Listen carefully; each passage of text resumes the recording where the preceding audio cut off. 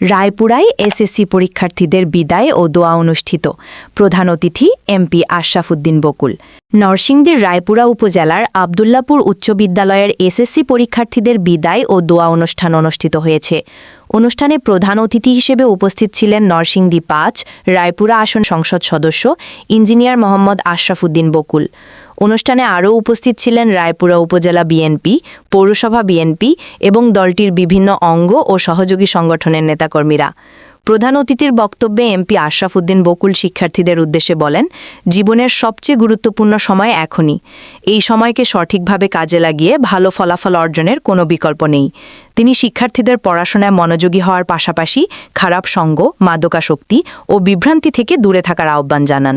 তিনি বলেন, অভিভাবক ও সমাজের দায়িত্ব শিক্ষার্থীদের পাশে থাকা। আর্থিক সংকট যেন শিক্ষার পথে বাধা না হয়, সে বিষয়েও তিনি আশ্বাস প্রদান করেন।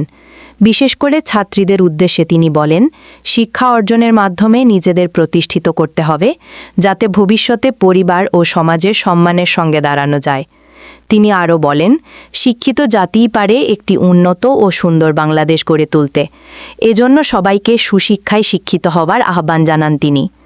অনুষ্ঠানে শিক্ষার্থীদের উজ্জ্বল ভবিষ্যৎ ও সার্বিক সফলতা কামনা করে দোয়া পড়া হয়।